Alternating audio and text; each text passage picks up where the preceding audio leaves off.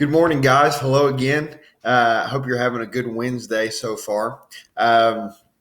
Today, we are going to be doing the same thing as yesterday, taking some notes, watching a video.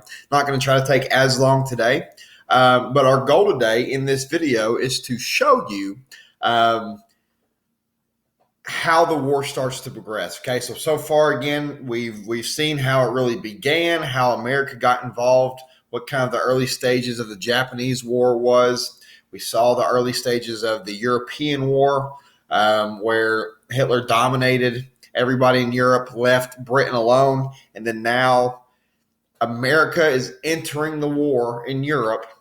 Also, it's just Britain left. Okay, so we're going to start seeing where it actually goes from there. Yesterday, we looked at how the Holocaust was taking place while everything we've been talking about was happening. And so today, now we are continuing the war. Tomorrow, we are going to finish the war. Okay, so that's where we're going. We're finishing the war this week. We're finishing World War II this week. So today, talking about progressing the war a little bit further. Tomorrow, we will be starting to tie that knot on the war and wrap it up with how things come to an end. Okay.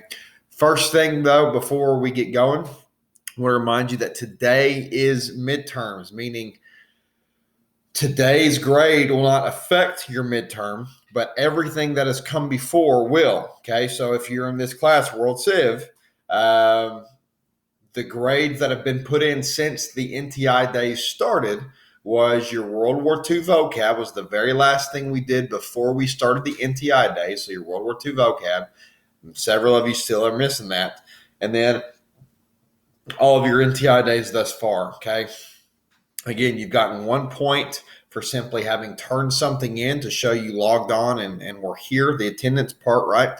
And then at the end of each week, I've been going through and giving you bulk grades. I've been going through seeing and actually checking your answers, seeing how much effort you put into it. Are you putting 2 notes per slide in all those?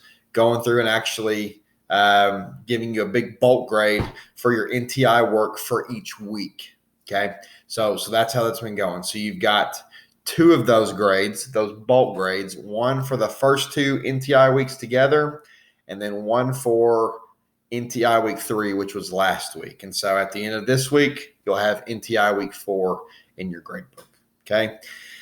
If you have questions about that, shoot me an email in Classroom, or you can go check Classroom and go call my Google Voice number. It's still there. Okay. All right. So we looked at the Holocaust yesterday. And so now we're seeing how the war is continuing. Okay, so here we go. Again, we're looking at the European side first. So reminder, Hitler has gone through, taken out all of continental Europe. He's dominated mainland Europe, and now he went to go try to attack Britain, which is an island off the coast of Europe, right? He gets thwarted. It's his first loss is against the British, because that sea barrier there to get to the island that is Great Britain creates a natural barrier for Hitler. So he tried to bomb. We see the rise of Churchill being a great leader during this time and helping the British people hang on, and they thwart Hitler's efforts to attack Britain. So he diverts his attention elsewhere. Okay, so here we go. Later, see, in 1942 and 1943, in North Africa, a British army from Egypt under General Bernard Montgomery attacked the Germans from the east, while a U.S. army, okay, so this is the first entrance of American soldiers into the European side of World War II, right? They've been fighting Japan in the Pacific.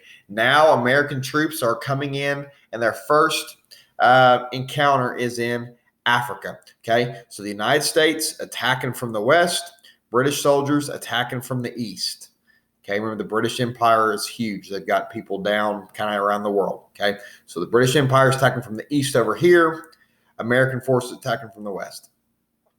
While U.S. Army under General Dwight Eisenhower landed in West Africa and attacked the Germans. The Germans were forced to retreat into Italy right here in 1942. Okay, so this is the first time Hitler's forces are having to retreat. right? The Allied troops, America and British troops, force the Axis powers out of Africa. Okay, this is where they first start to push the Germans and the Italians back. Okay.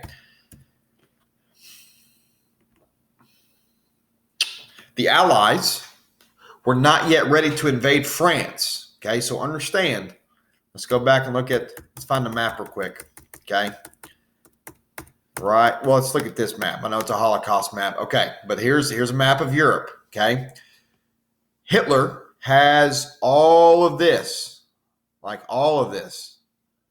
Okay. And so when Hitler took over France right here, he started to create massive defensive fortifications along this line between Great Britain and France. So there are heavy defenses right along this coastline. Heavy, heavy, heavy defenses. Okay. And so Great Britain and the United States, as much as Hitler had a hard time attacking Britain because of this ocean divide, this water divide, it's going to be just as hard for Great Britain and the United States to penetrate back into mainland Europe. It's a difficult task either way. So that being said, they get their offensive started in Africa. It's much easier to get a lot more space and land to function logistically in Africa. And so now we get to this slide. The Allies are not yet ready to invade France because it is so heavily fortified. So they kept pressure on the Germans by invading Sicily and Italy. It's this island right here. Let me close this. Sicily, this island, see, this is their route. They come from Africa after they take this, and they move into Sicily and then into Italy, right? They punch hard into Italy. By invading Sicily and Italy in 1943, Mussolini, the leader of Italy, was driven from power, and he was actually later killed. I believe, if I remember right, by his own people. And Italy surrenders. But the Germans kept troops in Italy, and the fighting there went on until the end of the war. Okay, so Allied forces push up into Italy. They're being fought back, pressed hard by German forces, and so you're going to see fighting right through this country all the way through the end. Okay? Now, okay, this is important. Okay, make sure you write these down and probably underline it too. Okay? One note you need to make is this. Hitler's first loss, we've already talked about, is loss to Britain. Okay? And then there are two major turning points in the war. Okay, two major turning points in the war. In the European war. First, Hitler's not able to beat Britain. That's number one. Secondly, this battle right here. This is the Battle of Stalingrad. This is when the war, this is kind of the pivotal turning point in the war is the Battle of Stalingrad. Okay, so if you remember, after Hitler was not able to beat Britain, he mobilized his troops, a lot of his army, to go, surprisingly, attack the Soviet Union. Even though they'd initially signed a peace agreement to not attack each other, Hitler breaks it, and he launches an invasion into the Soviet Union, as we can see right here. Okay. This gets Stalin involved. And early on, Hitler's blitzkrieg tactic destroys the Russians. The Russians lose an unimaginable amount of people. Let me see if I can pull that up for you real quick. Soviet Union casualties in World War II. It's something crazy. World War II casualties. Let's see.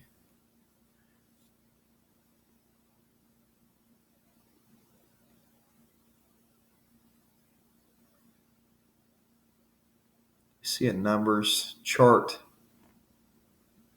Total deaths by country. Okay, here we go. I want you to see just some of the numbers. Okay, let's look at France first. Okay, France. Total population, military deaths from all causes.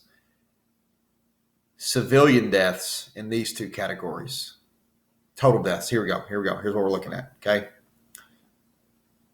France, 600,000 deaths. That's a lot of people. Okay.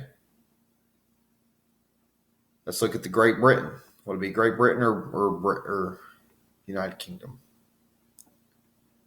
See if United Kingdom's listed.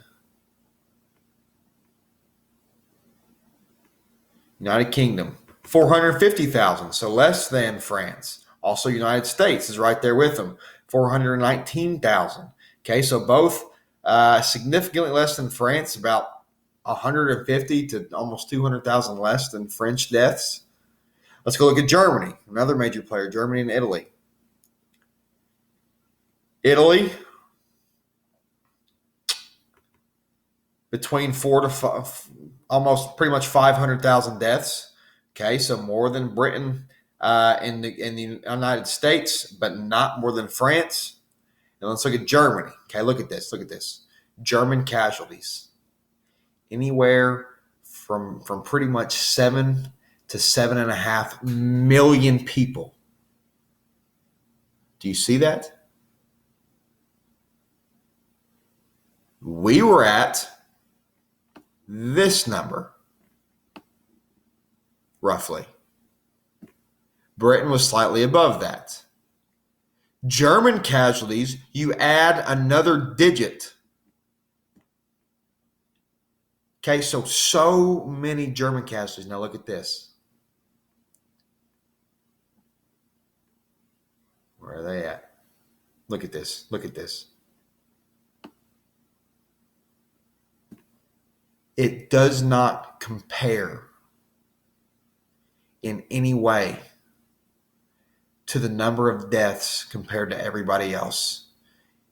And this is roughly guessing, but anywhere from 20 at the minimum to 27 million. The next closest death casualty in World War II is Germany.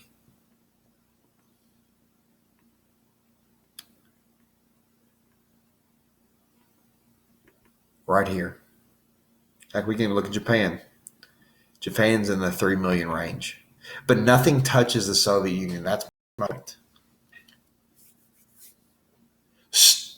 Germany wipes the Soviet Union and drives hard in the beginning of their war with the Soviet Union when they invade. His blitzkrieg tactic absolutely pushes them back. But here's the thing. Y'all remember Napoleon? This has kind of been a thing throughout history. No one knows how to fight. This is in war. No one knows how to fight in a Russian winter except the Russians. No one has ever been able to do it. No one has ever successfully invaded and sustained an invasion of Russia consistently. What always happens, what happened with Napoleon, and what you're going to see happens here, is Russia has a couple things going for them that makes it incredibly hard to beat. First, no one knows how to fight in a harsh, cold, miserable Russian winter except for Russians. Nobody else is able to do it. What happens here is when Hitler pushes up in there, his armies, when winter sets in, they start to crumble and fall apart. Secondly, the other thing Russia has going for them that makes it very, very, very hard for them to beat is they have an enormous amount of land, an enormous amount of people. So what Stalin does, as you just saw in the numbers, is he doesn't have the technology, he doesn't have the economy, he doesn't have the ability that Hitler's armies have. Hitler's armies are far superior. But Stalin has people, and he has a lot of people. And so the way he fights the superior force that is the Germans is he throws soldier after soldier after soldier after soldier after wave after battalion, just throws forces continuously at the Germans. Again, imagine, I think I've made this comparison before, but imagine like a zombie attack, right? If you watch like The Walking Dead or something, those survivors are usually have some kind of guns or something, and they can mow down lots and lots and lots of zombies. But what eventually happens is the sheer number overwhelms those survivors. And while they might have killed hundreds to thousands of zombies, eventually it catches up to them. This was Stalin's tactic with live, real human beings. So, as Hitler drives in, they meet. The brunt of both armies meet at the city of Stalingrad. Now, this becomes I'm trying to think of an appropriate way to say it. It is a matter of pride for these two men. It is a matter of Stalin versus Hitler, fighting for the namesake of Stalin himself. This is the leader of the Soviet Union. This is Stalingrad, right? The namesake of his country. And he'll be danged if he lets somebody else take it.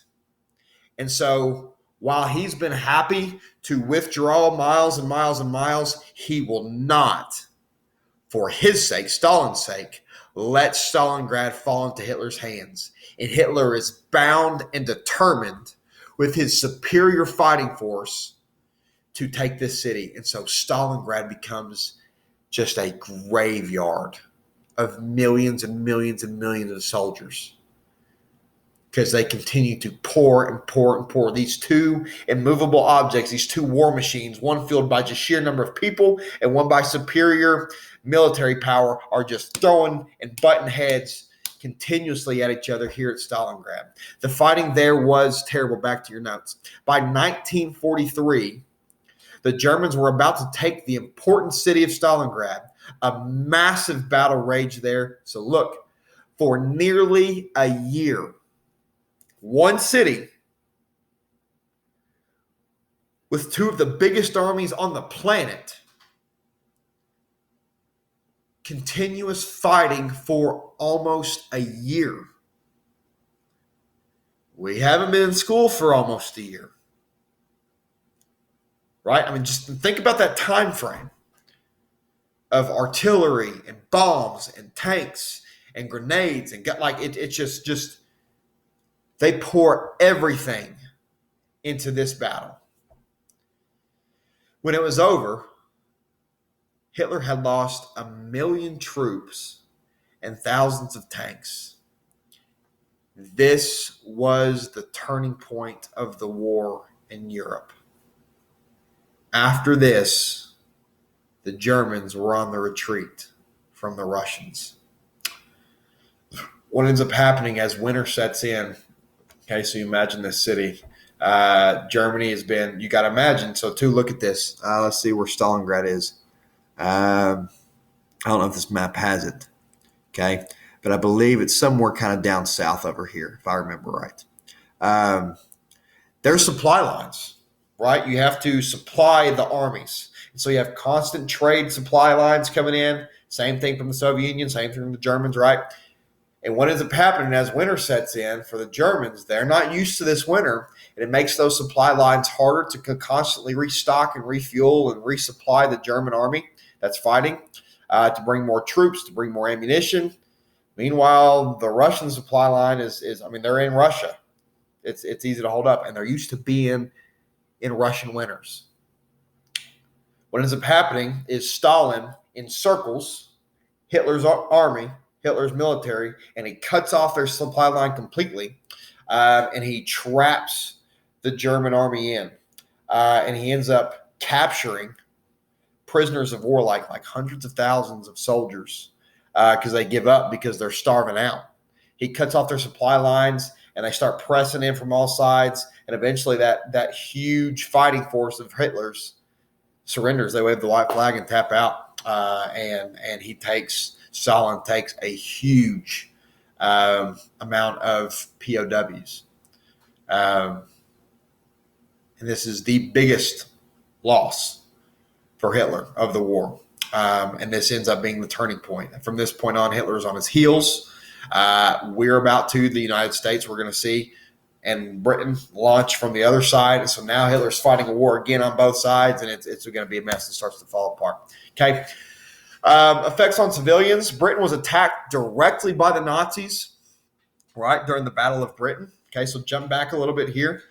During the Battle of Britain, the U.S. is never directly attacked, but this is the lady I was talking about yesterday, right? The iconic Rosie the Riveter encouraging women. We can do it. We women can do it. As the men are gone, we can step up and support our boys and do the job just as good as any man. They do. Again, this is a big surge for feminism and women's equality because they show, because of this, that they can do it. In both countries, Britain and the United States, commodities, groceries and supplies, things like that, are rationed, and soldiers are drafted. People bought war bonds, which is just the United States. Like, if to me, I would give the United States $1,000 for the war, and it's a loan. I'm giving the United States a loan. That's all it is. I give them $1,000, and they're going to later, when they have the money, pay me back that $1,000 plus interest. It's an investment, right? So they sold war bonds, and women went to work in factories. Okay, and here we see a lot of examples of propaganda during the war, right? You think we could have used this during the coronavirus? Yeah, imagine this is a whole thing of toilet paper right here, and you see the angry lady and the store owner, and now everybody gets a roll of toilet paper, right? This is rationing. We should have done this here. We have firsthand seen what happens if we don't do that in times of crisis. Okay, so that's just you all understand this political cartoon very well. And then over here to your right, do less. So they'll have enough. Okay. So do with less. I'm so sorry. Do with less. So the soldiers, will have enough, right? Buy a few things and send the extra stuff to our boys fighting overseas, right? Propaganda. Okay. And here we see a couple more examples. If you want to pause the video and check them out, of just messages to the American people to get people on board with the war effort. Okay. Now, here is the big day. Okay, and if it's in class, we'd spend almost a whole day on this. But D-Day, this is huge. Okay, so that's what happened. We talked about what happens over in the East with Stalin and Hitler, right? Hitler takes his first big loss, and then this happens. June 6th, 1944, D-Day. By 1944, the Allies had built up a massive invasion force in Britain. Remember, they knew if they were going to be able to break through these huge defenses in France, it'd have to be a massive punch to break through the defenses. And so they built up a huge invasion force, and they attacked Normandy in June of 1944. After a month of heavy fighting, the Allies broke through the German lines and began the race for Paris. Okay. D-Day was the combined Allied forces, French soldiers, British soldiers, Canadian soldiers, American soldiers, and soldiers from around the world. Right here in Normandy, the Normandy region of France, there were 5 landings. The one that is most talked about and most depicted when we talk about World War II, the most iconic, there's actually a picture of it in my classroom, is right here at Omaha Beach. This was a U.S. force landing zone where boats rolled up onto the beaches. If you've ever seen the opening of the movie Saving Private Ryan, you should go watch that. I usually show it every year. There's a lot of language, so make sure you get mom and dad's permission first.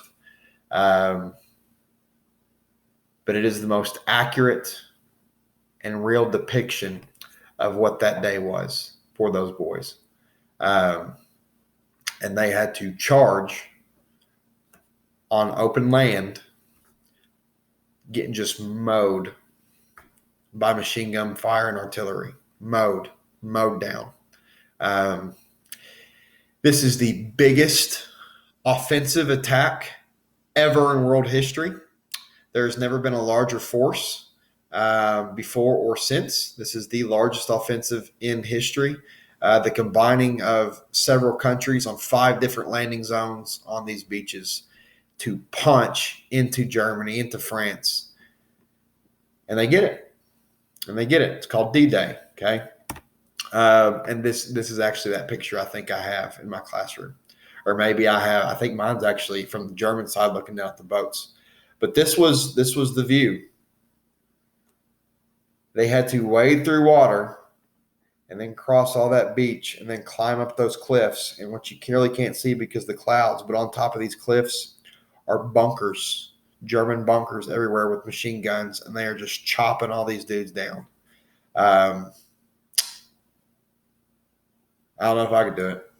I don't think I could. I'm going to say I probably couldn't. I'd like to think I could, but it just – go watch that clip if you've never seen it. Saving Private Ryan and the opening scene. Like, just turn the movie on and watch the first 40 minutes. It's pretty wild. So there you go. After they secured the beaches, this was the Allied invasion force, right? So again, the biggest offensive ever in history. You see all the tanks and the trucks and the military. So there you go. Okay. And we'll talk about the end of the war tomorrow. Okay, I don't want to keep you all on too long today. So that's it. Okay, we're going to talk about the Battle of the Bulge starting off tomorrow. Okay, so thank you all. Make sure you got 2 notes. Make sure you turn those in. NTI Day 16, I think. No, 17. Today's the NTI Day 17. So make sure you all get those turned in. If you have questions, shoot me an email. And you all have a fantastic day. Bye.